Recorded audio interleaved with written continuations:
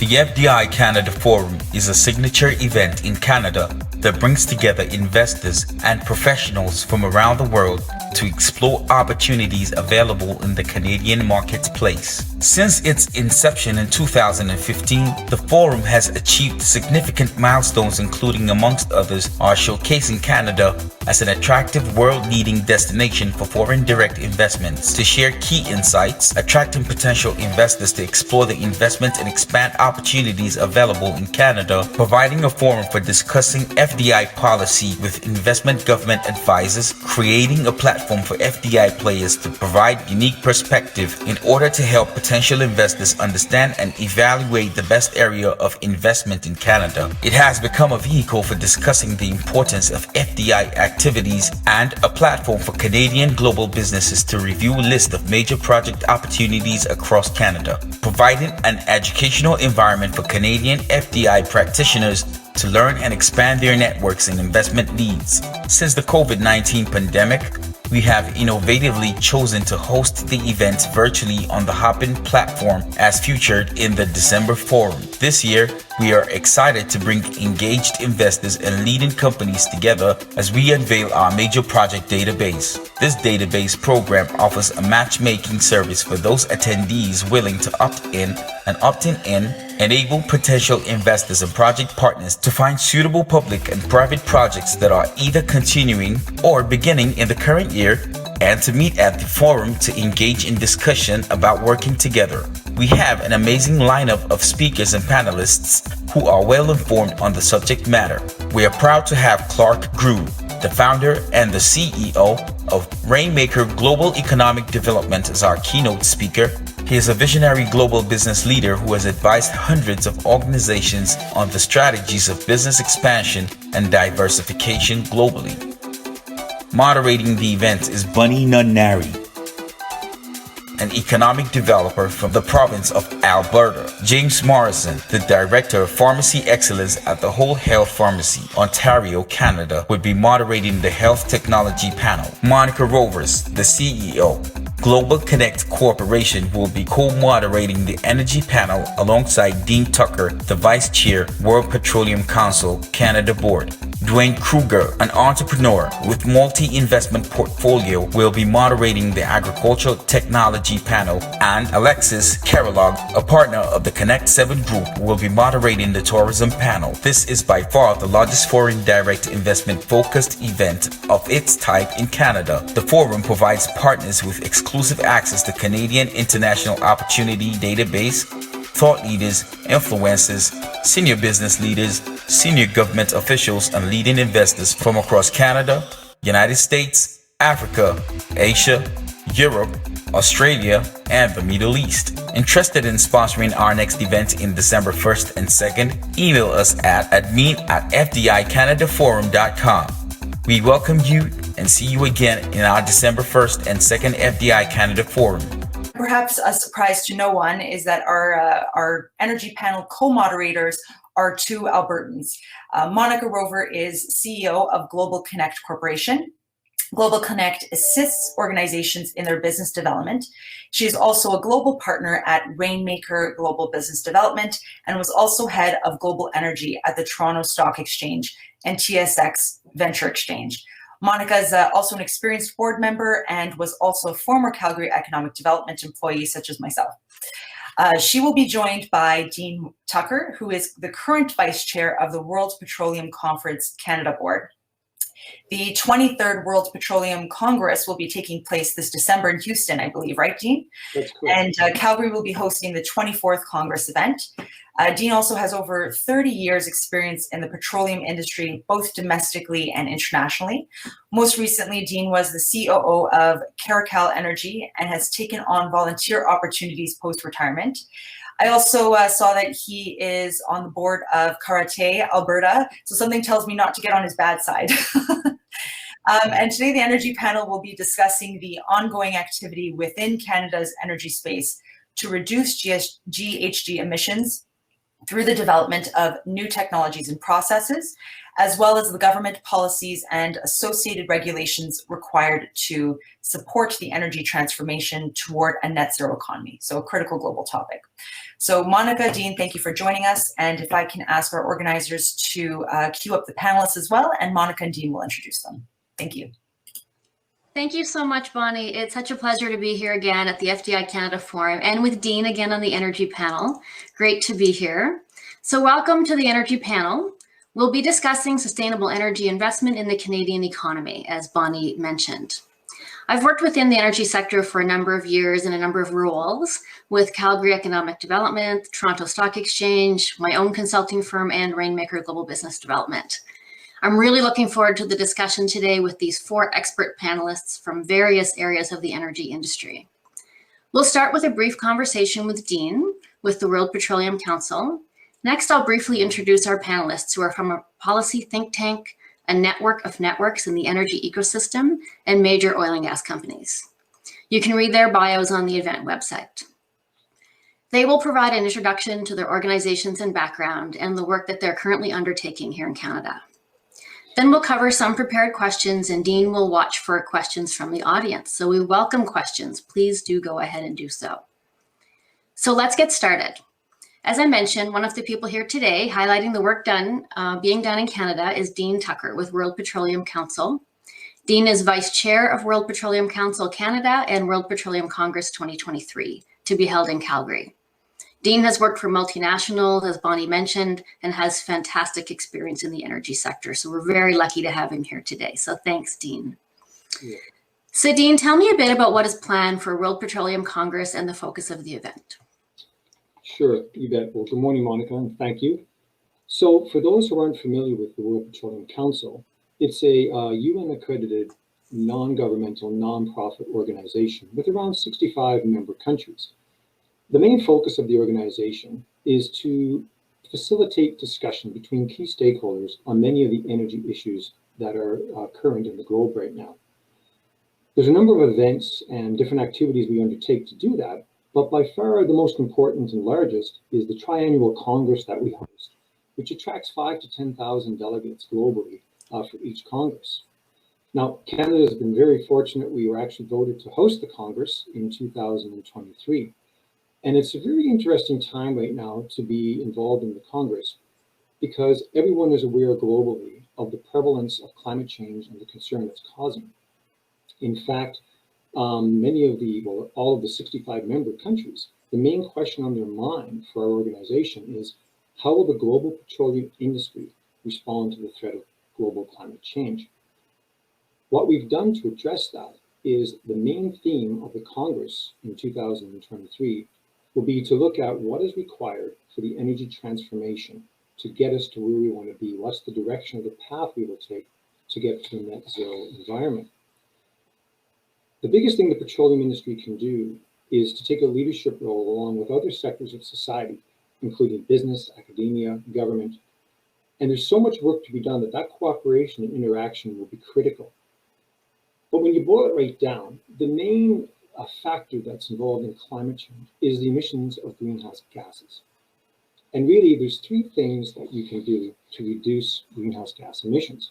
The first is to implement clean technology to reduce the emissions intensity on a per unit of energy basis. The second thing you can do is to substitute a low or zero emission energy source for a high emission energy source. So for instance, rather than burning coal to generate electricity, we can utilize solar or wind, even nuclear and even gas. When you can't reduce emissions intensity or you cannot substitute, then the other thing which we can do, which is the third option, is to capture the carbon and store it or utilize it. And the utilization of carbon, there's an enormous amount of products that can be developed from carbon, and that's the start of an industry that's going to be very promising as we move forward. The bottom line is there's no real one answer or one silver bullet to this issue of reducing greenhouse gases, but by approaching it in a holistic way, looking at all the different factors involved, everything is interdependent. And that's the real key for us, is to look at all energy sources and the interdependence that they have. That's going to be key to developing new perspectives, innovative ideas and thinking, and the government policy and associated regulation that's going to be needed to support that initiative. And that leads us to the panel that we have today, Monica. We've assembled a panel that's going to be able to tell you all about what's going on in Canada with regards to these efforts. And with that, I will turn it back to Monica to introduce our panel. That's great. Thank you so much, Dean. I love that you mentioned the great deal of work already happening in Canada in this area. So our panelists should be joining us now, and we'll have them come into the session, and then we'll introduce them. And here they come. Here's Joy. So Joy Romero is president of Clean Resource Innovation Network and vice president technology at Innovation and Canadian Natural Resources Limited. Joy has worked in steel, iron ore, coal, and oil and gas, and is also vice chair of the Petroleum Technology Alliance of Canada, as well as past board chair of Canada's Oil Sands Innovation Alliance. She is an inductee of the Canadian Petroleum Hall of Fame. Welcome, Joy. And we have Cheryl. Cheryl Trudell is vice president, upstream research at Imperial Energy.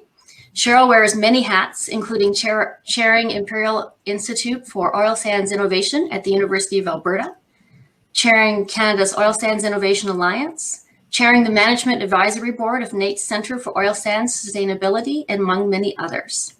In her current role, Cheryl leads Imperial's upstream oil sands research activities. Welcome, Cheryl. And Karen Taylor is vice chair of the Council for Clean and Reliable Energy. Karen has vast experience in all things energy, including capital markets, regulatory policy, and infrastructure investment. She's been heavily involved with the Ontario Energy Board and has a national vision in her work. Welcome, Karen. Now I will invite each of our panelists to take a few moments for opening remarks. In the order that I introduced you would be great. We'll go with Joy, Cheryl, and then Karen, and then we'll go to some questions. Thank you, Monica, Dean, and to the organization for having us here. It's a pleasure, and we always appreciate the opportunity to tell our story, so thank you. As in the introduction, I have the privilege in my volunteer life to be president of the Clean Resource Innovation Network, of which I'm going to focus on today. And I'm also vice president of technology innovation at Canadian Natural Resources Limited. We're the largest oil and gas producer in Canada. And I think what's really important when listening to the previous speaker is the position of Canada, where we already sit with respect to ESG of the largest oil and gas producers in the world. And what's really critical here is, you have Cheryl, many others that pull together that Canada is already recognized by Yale, by many other indices, the world governance indicators around the world as already being the global leader in environmental, social, and governance. And so what you're going to hear today is what's actually going to move us even further in that leadership role that we currently have. And what's part of that is actually companies like Cheryl's and ours and the entire ecosystem of oil and gas. But the companies actually taking a pull to the entire ecosystem across the country. And that market pull is really, really imperative.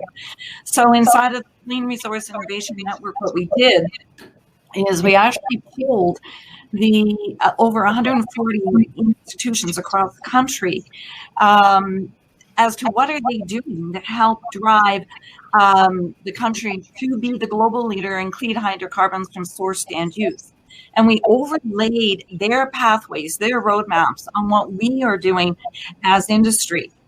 And we came up with 7 theme areas and that we focus on in CRIN. Land and well site remediation, methane monitoring, quantification and abatement, cleaner fuels, water technology, low emissions value-added products, novel hydrocarbon extraction, and digital oil and gas. Now, what's so unique about the CRIN is not that we're focusing on those, but it's who we pull together to do that. To now take all of those areas and throw into them 19 different sectors that collaborate across the country to drive these solutions to commercialization and widespread adoption. So those are accelerators, investors, post-secondary institutions, students themselves, young professionals, industry association, social innovation. Try and do that and not include social innovation. Midstream producers, research institutions, the end users themselves, which is imperative. Technology companies, governments at all levels, research councils, the regulators, entrepreneurs, of course, and this whole supply chain has to be a part of this. And those that then launch these technologies, not only in the oil and gas industry, but across all sectors. And what is really neat, as you also heard, is the support that we are getting from government too, in that CRIN has been awarded 100 million. 80 million of that is actually in play right now in competitions across the country to 50 million to reduce environmental footprint, 25 million in value-added products, and 5 million in digital, which of course is standalone on its own and a foundation across all the other areas. So, and that leaves 20 million for ecosystem development, including in that some technology levels in the early TRLs 2 to 5. But the main focus of CRIN is to commercialization and widespread adoption, not just for the oil and gas industry, but across all sectors for Canada, and of course, global adoption as well. So really happy to share more with the rest of the panel and have this conversation today. Great, thank you, Joy. So Cheryl, if you'd like to go ahead. Yeah, hopefully everybody can hear me okay. Okay, so it's a pleasure to participate in today's Foreign Direct Investment Canada Forum. Just to give you a little background on myself, so almost 25 years ago, I joined Imperial as a research scientist, where my primary responsibility was working on innovative opportunities to support the economic development of our Cold Lake, Alberta in situ asset. Over the course of that initial role, the primary focus was to find ways to produce bitumen with lower freshwater use and reduced land footprint. And I can say 25 years later, now that I lead this group, those objectives have not changed. We continue to innovate and look for creative solutions to produce bitumen in an environmentally responsible manner, which still includes the reduction of freshwater use, reduction of land disturbance, and then of course, reduction in greenhouse gas emissions. Since 2013, Imperial has reduced greenhouse gas emission intensity by over 20% in its operated oil sands development, and it doesn't stop there. Also in my current role, I have the opportunity to collaborate with other oil sands companies, and Monica mentioned a few of them, through COSIA, our Canada Oil Sands Innovation Alliance, our Institute of Oil Sands Innovation, which is a partnership with the University of Alberta and Alberta Innovates, as well as many of our technology colleges, NAIT and SAIT, and then of course CRIN, which Joy just talked about. These organizations, together we come together to improve environmental performance of our current and our future oil sands developments. It's really exciting to be part of these teams and support the innovative minds within companies, government agencies, universities, technology, colleges, and vendors as we continue to work together to develop energy solutions for a better tomorrow. So I look forward to being part of the panel and happy to answer any questions throughout today's session. Great, thank you, Cheryl. And then we'll go on to Karen. Thanks very much, Monica. It's a pleasure to be with the FDI Investment Canada Forum today on behalf of the Council for Clean and Reliable Energy. And for those of you who are not familiar with the CCRE, we're a federally incorporated, not-for-profit organization focused on providing a platform for public dialogue and analysis on subjects related to energy policy and governance. CCRE has undertaken an initiative to encourage the development of a national energy vision for Canada, one that informs the decisions of governments across Canada with respect to the management of energy supply and demand. A national energy vision is different from a climate framework, which is focused on the reduction of greenhouse gases. However, a national energy vision and a climate framework are indelibly linked and can only succeed or fail together. CCRE believes that a principles-based approach is needed to reach a consensus on a national energy vision, and we prefer a principles-based approach as principles are broader than rules or codes, they're flexible, they can be balanced against one another, and are often indistinguishable from values. And this means that a principles-based process can align interests and reconcile conflicts in a way that is consistent with what matters to Canadians most. Importantly, the process is not a negotiation, it's not a series of transactions, and it is not intended to pick winners or losers. It should be long-term and evolutionary with defined check-in points and achievable milestones. And we believe that such a process would move the energy supply and demand and the associated climate change discussion back to Canada's sensible center. And it would do so again by clearly identifying what matters most to Canadians. CCRE believes that a process to develop a national energy vision is long overdue, and I look forward to the discussion with my colleagues on the panel this morning. Thank you. Great, thank you, Karen. What a great way to start our conversation. Great way to set the stage. Thank you so much for all of that. So we'll start with a few of our prepared questions. And as I mentioned, Dean is going to keep an eye out on audience questions. So I'll get started with a few. So Joy, I think I'll start with one for you. How is innovation and R&D helping to support Canada's drive toward net zero emissions by 2050? Just a big question. Well, I think, one of the things is that we realize that in Canada, the oil and gas sector is actually the largest innovator or investor in clean tech. We're the largest adopter in clean tech across the country as well. So this is, and we're good at this. We've been doing this for a very long time. We actually invest over $1.4 billion a year in this space. My own company is $3.7 billion over the last 5 years. So this is, we're a machine at this. We're good at it. Cheryl talked about her 25 years. I've been at this in the oil and gas for over 20 myself.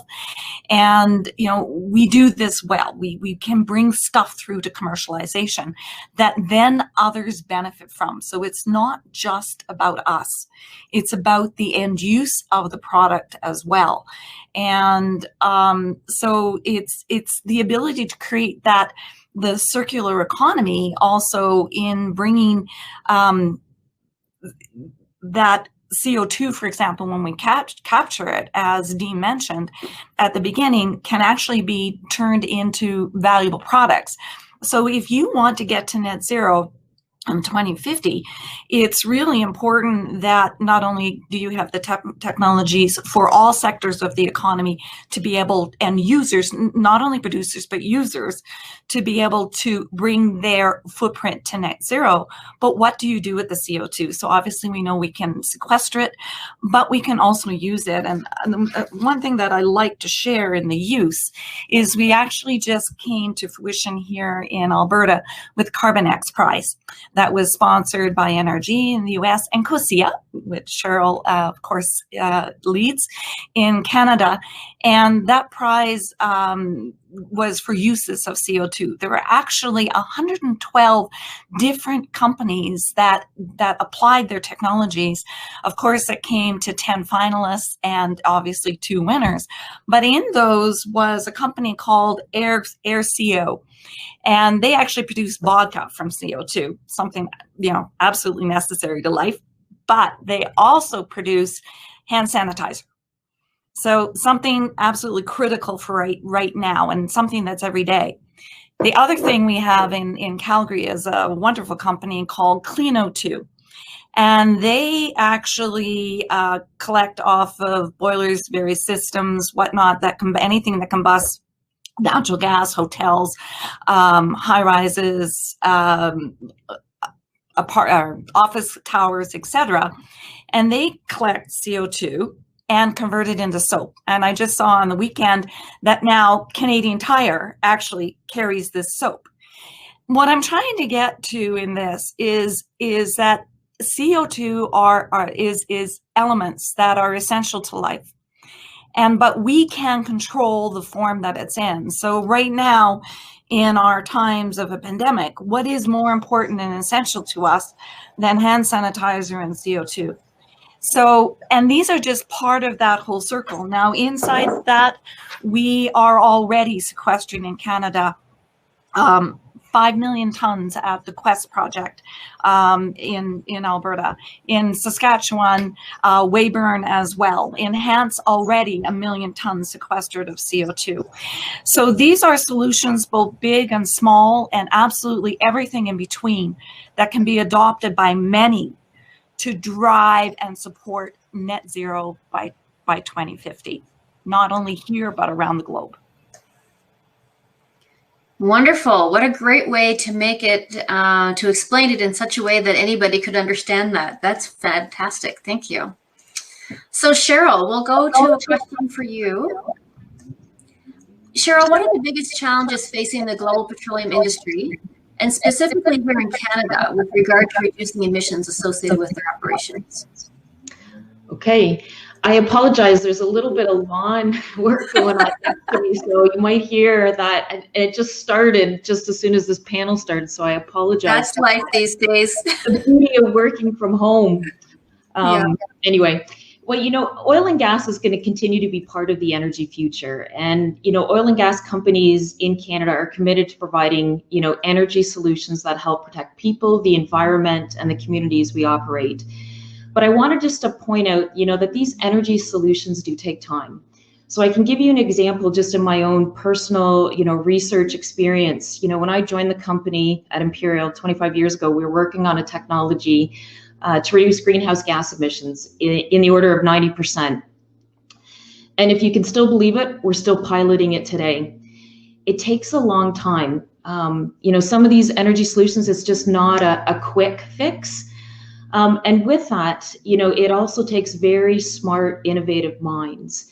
And so we need folks interested to take on those challenges, right? We need to continue to attract those technical folks that are going to be part of our energy future. We also need a supportive government to help drive and support these innovations and breakthroughs forward, where we collaborate together and with our other industry players and vendors. For me, you know, where I think we've maybe fallen a bit short over time is in the area of communication. We need to continue to spend more time educating folks on the game-changing work that we're doing. You know, part of the challenge with our Canadian oil and gas industry is we've not done a real fantastic job of educating folks and really tackling the misconceptions about our industry. You know, Canada is really a solid country to invest in oil and gas, because we have and we will continue to demonstrate significant progress in ESG. Okay, thank you, Cheryl. So Karen, let's go over to you for a question next. What role can government policy and regulation play in assisting the transformation of the energy sector to net zero emissions?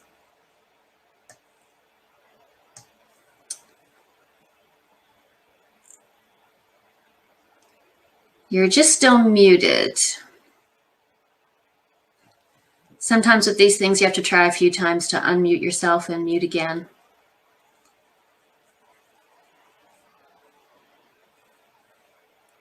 It won't allow you to unmute. We can go to another question and give you a moment to play around with that if you like. Yeah, okay. So let's go back to Joy for another question, or we can check in with Dean and see if we have any audience questions coming in yet. Yeah, we have a couple of come in that I've jotted down, and I guess one of the most interesting ones here, and I'll put this one for Cheryl. It asked, do you think it is possible for oil sands to reduce its emissions intensity to the same level as that of conventional oil? And how would that be achieved? Another easy, simple question, Cheryl. Yeah, and probably I'll tag team a little bit with Joy on this, because Joy's always really good with her stats on this. But what I can say is, we've done a lot of work in this space, and I would say we can actually produce a barrel of bitumen at or below kind of the industry average. I just want to make sure I get that correct. But we really are a leader here in Canada in terms of our ability to produce oil and gas at a much lower greenhouse gas intensive footprint. And really, the reason why is because of technology and innovation. You look back, over time and where we were and how we were producing oil and gas. Some of the key technologies, that we've implemented. Joy mentioned some of it with, carbon capture, utilization, and storage. But really a game changer for us is utilization of paraffinic froth treatment, cogeneration, and some of the novel next generation heavy oil in situ recovery technologies, where we're replacing steam with a light hydrocarbon injection, whether it's propane, butane, diluent, basically another fluid to help mobilize the bitumen, which is very far down in the reservoir. But all of these technologies have really driven us to be able to achieve a much lower greenhouse gas intensity with our operations. And I'll turn it over to Joy, because like I said, I know Joy has a lot of stats in terms of how we compare globally our oil and gas production to others. So we've worked hard to have third-party measurement here as well.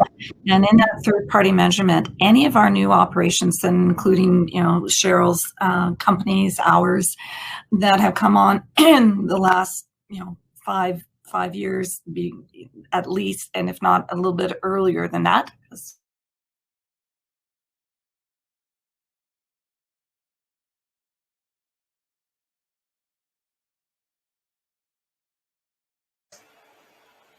We'll just give it a couple of seconds and see if Joy comes back.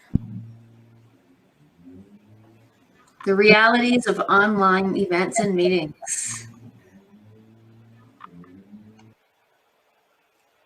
Oh, and we lost her. So Karen, I think your unmute button has started to work. So let's go back to your question. Would you like me to repeat the question for you, or are you good? Sure.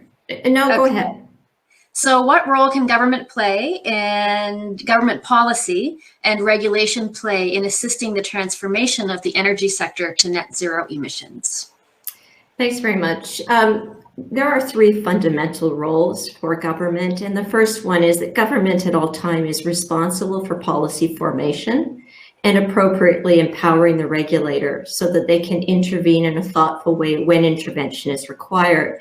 And so I'll talk about government setting macro policy and the associated regulations to implement that policy.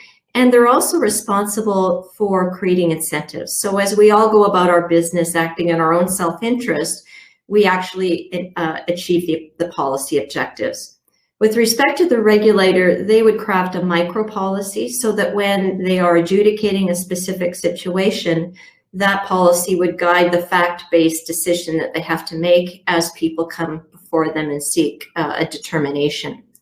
Government, second, is responsible for a consistent whole government approach to policy making, so across the various different ministries, as well as filling policy gaps. And as we talked about earlier, or I said in my introductory remarks, the Council has identified a policy gap with respect to a national energy vision that's solely concerned with the management of energy supply and demand.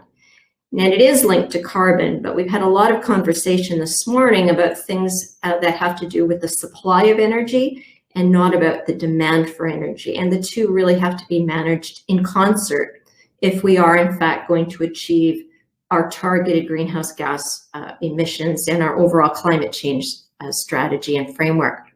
And finally, the way that government designs its processes have to reflect good governance processes and principles. And the OECD writes about these extensively, and they are openness and transparency. It's essential that government create a culture for itself that supports evidence-informed policy.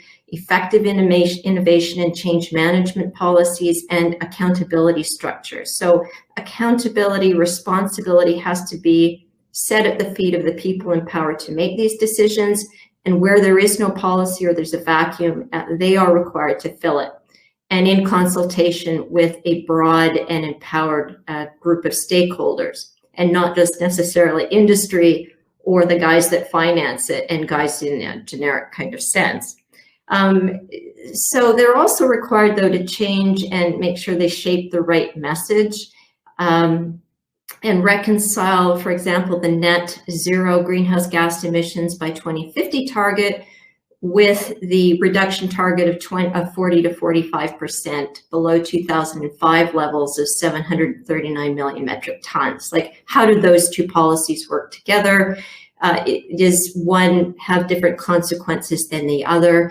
When we talk about a net program, for example, that clearly implies that carbon sequestration is an appropriate policy to follow, but you see lots of commentary in Canada where sequestration is not fully embraced. We also prefer to see the notion that greenhouse gases are used as opposed to carbon.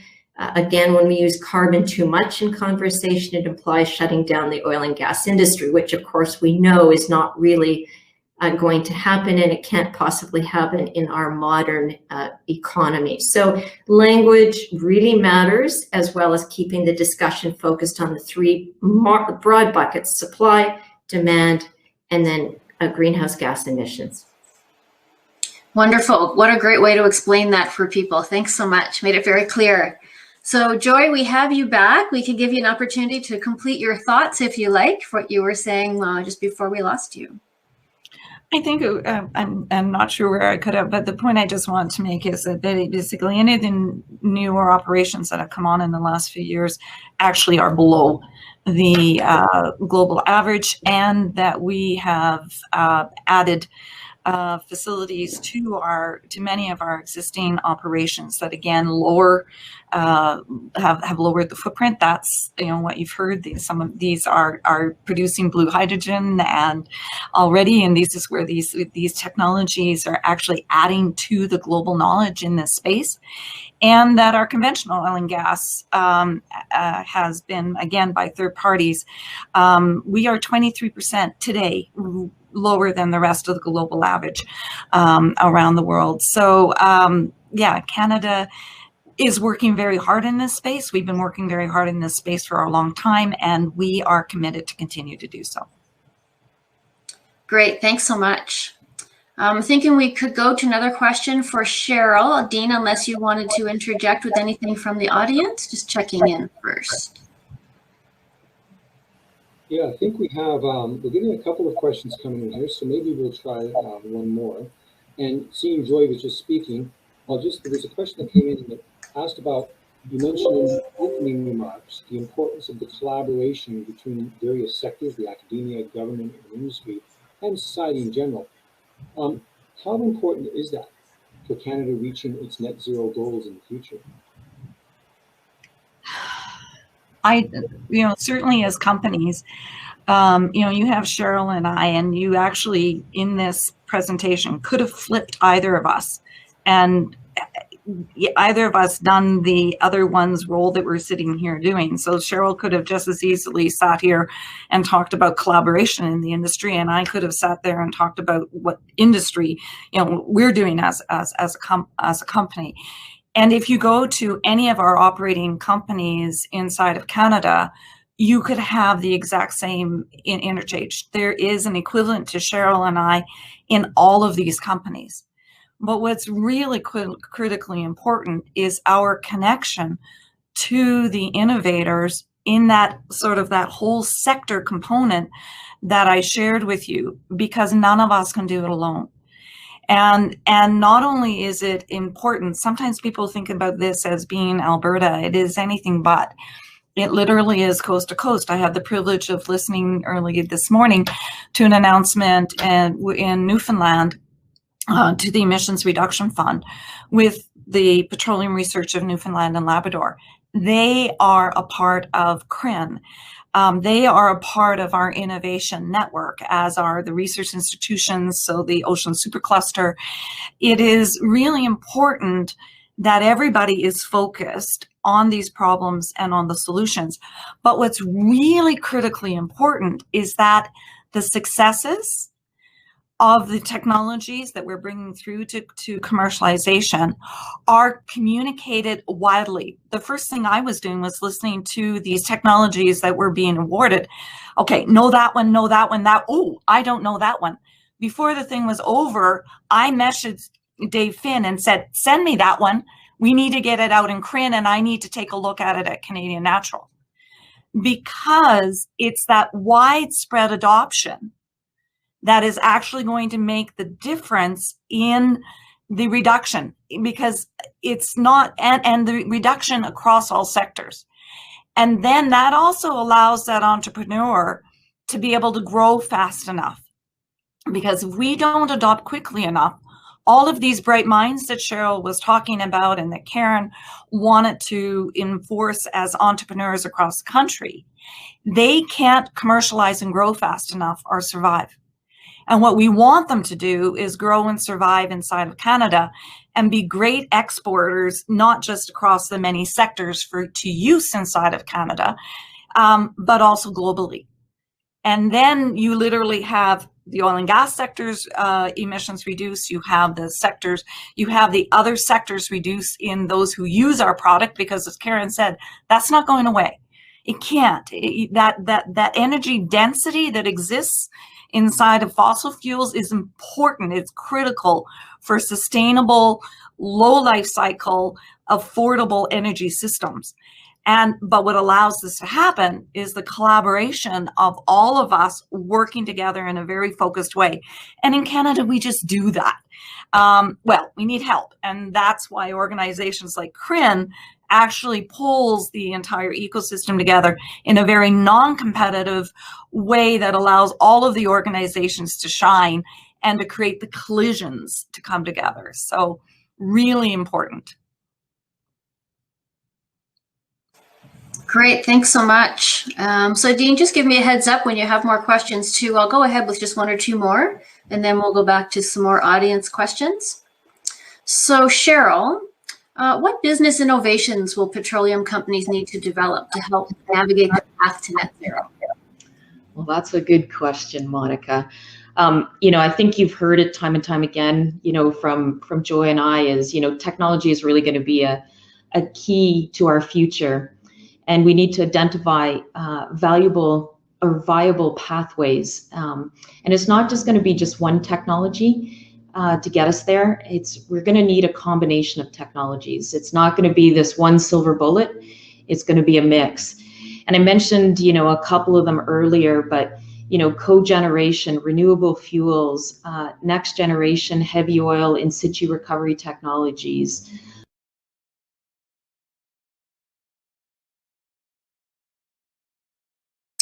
We lost your sound, Cheryl. You're on mute. You weren't when you started, so it happened automatically. I don't know where you lost me. I don't know what happened.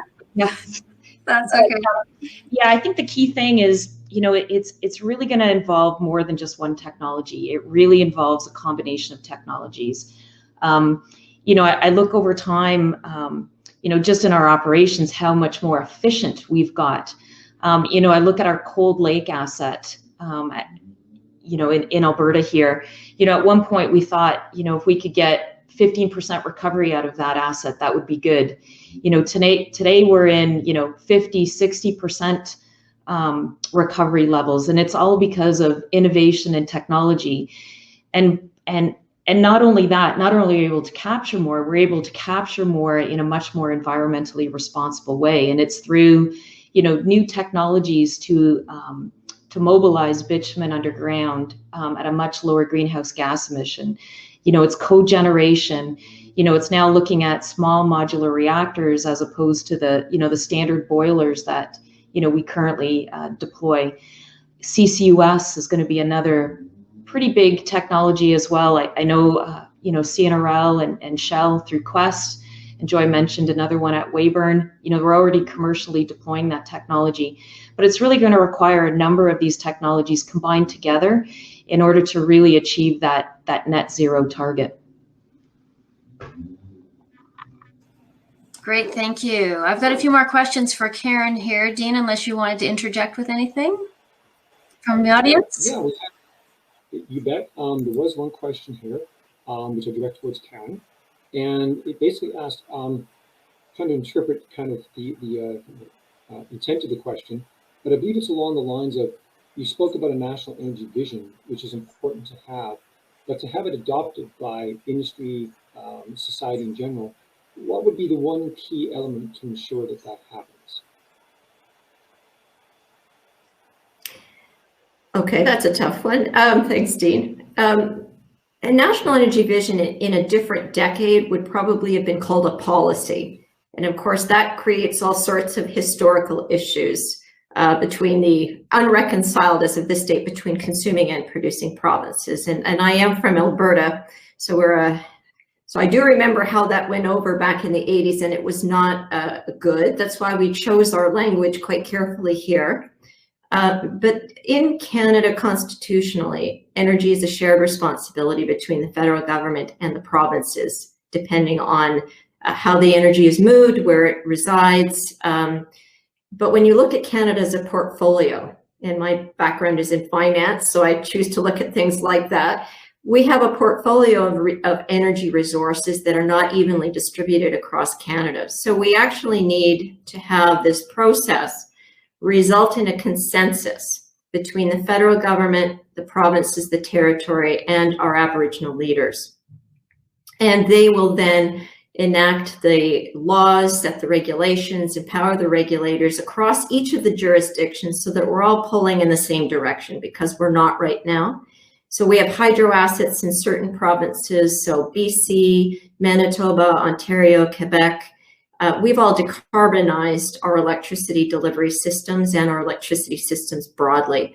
In these areas, human movement or transportation and space heating comprise the majority of our greenhouse gas emissions. So it's up to government to set the framework, set the table, so the rest of us can get up on that plane and then compete and do what we do. But we have to have some notion of policy that deals with supply and demand and emissions.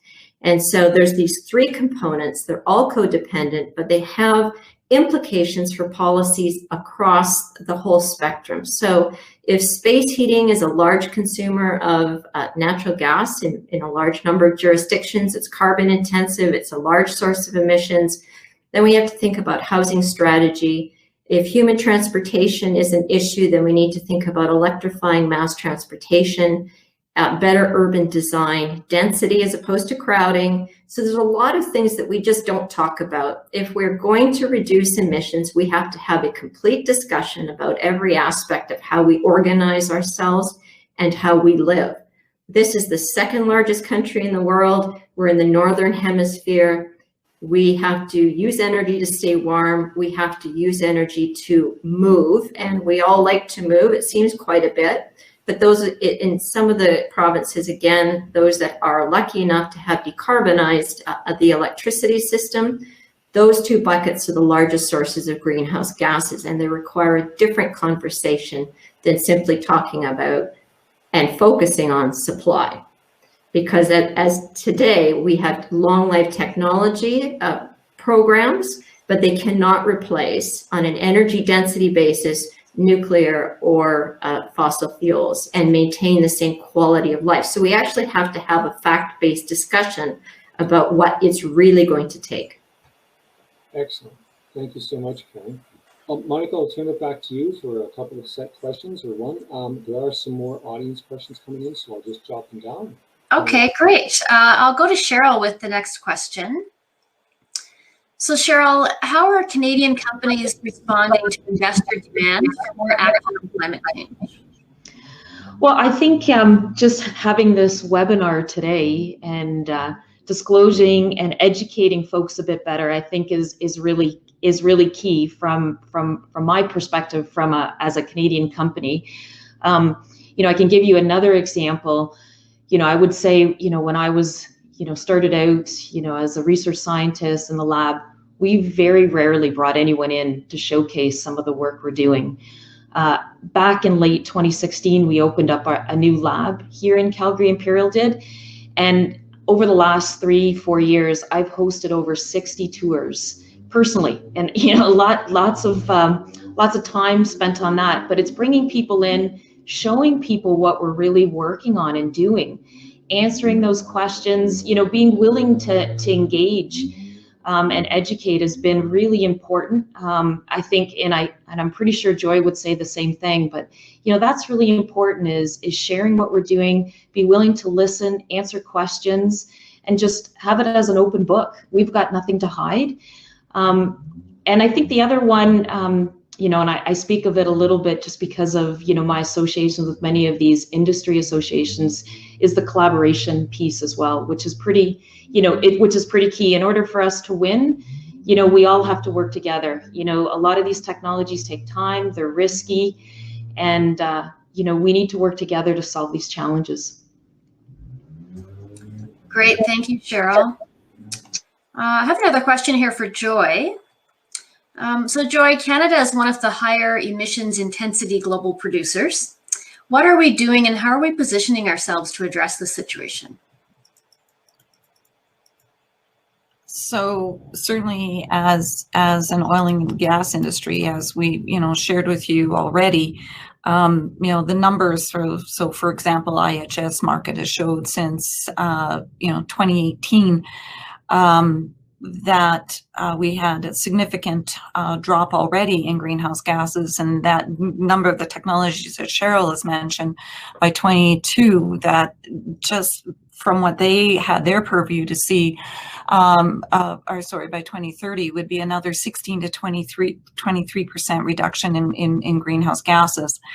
And you've the latest report out by BMO, and again by use of technologies like solvents and in-pit mining, extraction and others, molten carbonate fuel cells, is that they see another 25 to 30% reduction in GHGs. So it's just this really focused delivery. I'm sure that Cheryl's company is exactly the same. Every single division inside of our company has their greenhouse gas roadmap, and as certainly as companies, my bonus, everybody's bonus, like not just our executive, depends on how successful we are in meeting those reductions that we've committed to inside of our company. And so it's quite phenomenal the way that this actually all comes together. I mean, I can sit here and probably list accurately 80% at least of the projects that Cheryl is working on. She can do at least the same to me as I can do for Suncor, as I can do for Cenovus, as I can do with Conoco. And so, and we are focused. We sit together and literally work out, bring our plans, find what we can collaborate on, and make sure that we are pushing those together. Show me another industry that's doing that around the globe. We are used as models and the focus to deliver these reductions. And we can say we've already done this. So it's not just what we commit to do, it's what we've already done. That evidence is there. And then we have that build to continue to do that. Now, one of the things, of course, is this collaborative, and we have all of these different levels of collaboration. So COSIA, which Cheryl leads, is literally when you walk inside of COSIA, it's invisible to see Imperial's hat or Canadian Natural's hat. We have agreements that I am obligated to protect Cheryl's IP, intellectual property, the same as she's required to protect mine.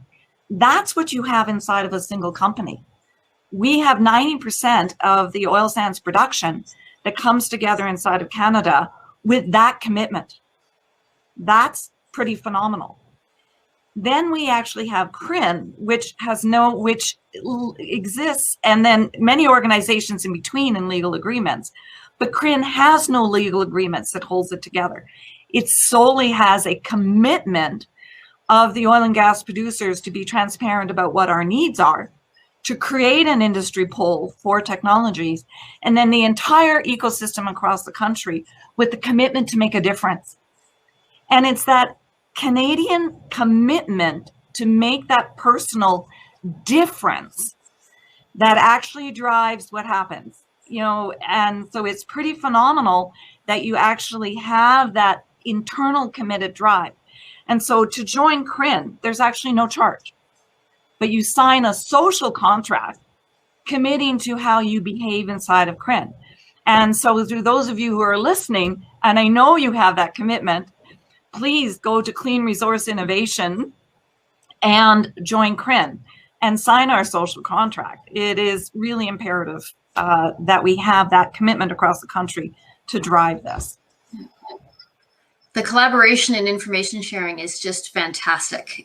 That's one of the things that we're known for here in Canada as well. So we're quite proud of that in that industry. So thanks for sharing that. That's great.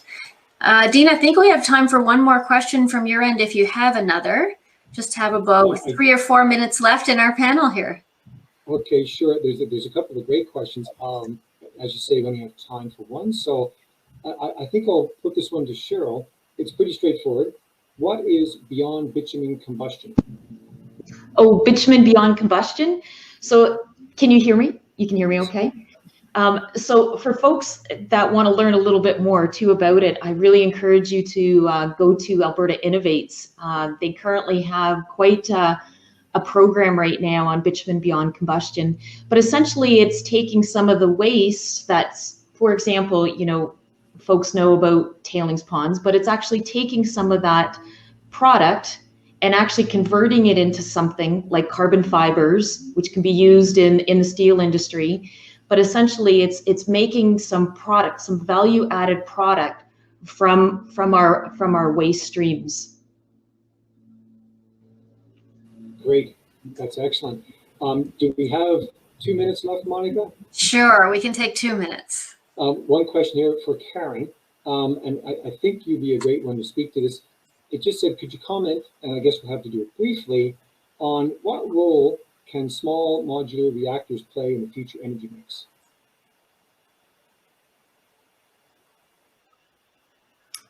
Well, thank you. That's a great question. I think the reality is the scalability and standardization of SMR potentially is a game-changing for the nuclear industry. It would allow wider spread adoption of the technology and could materially reduce carbon, see, I made that mistake, greenhouse gas emissions in areas that aren't blessed with hydropower as a way of reducing the emissions associated with electricity production. And I'm not talking solely about Canada. It can be used wonderfully in tandem, potentially, depending on how fast it can ramp up and down with other, what I'll call renewables, such as solar and wind. So it really has a transformational potential, and certainly for remote communities in Northern Ontario, assuming they can get over the technical issues that are presently using diesel and or not connected to the high voltage transmission system, or if they are, it's unreliable. So the scalability of the technology, the fact that it is also standardized should reduce per unit cost per kilowatt hour. And we have a very strong nuclear regulatory structure in Canada that also pre-funds on a cash basis its future retirement liabilities. So you've got a very strong structure there that should allow for that technology to reach its promise. I hope that's responsive. Yep, that's great. Thank you so much, Karen. Great, thanks so much. So we're going to give Dean the last word here today. So Dean, I would ask you to highlight, what is one thing you would highlight to investors looking to invest in the Canadian energy space? Well, you know, that's a good question. I think, you know, honestly, looking at what all of our panelists had to say today, to really understand that there's so much going on within Canada on new innovations, new technologies and development, that are in various stages to help address greenhouse gas emissions. It's very much aligned with what's going on globally in all sectors, in all industries and countries. So really taking a good hard look at what's going on within Canada, I think would be very beneficial for investors. And honestly, today, the three panelists we had, covered a lot of ground, but that's really just the tip of the iceberg. There's so much else, and we could talk all day on these issues. So really take a hard look at what's going on. There's a lot happening, and that's what I would end with for today, Monica. Great way to end it. Thanks so much. Thanks so much to all of our panelists. Your thoughts and everything were very interesting and very helpful. We've covered a lot of ground today. I think we covered a lot of topics and educated people on what's happening in the industry and the things that we've done well in Canada, the things that we're working on, and the things that will be happening in the future. So thank you for sharing all of your thoughts on these things. There's so much opportunity to be investing in the energy sector and specifically to the sustainability of the energy sector in Canada. So we welcome investors to be connecting with people and to be making investments into Canada because we're feeling pretty good about the direction that we're taking.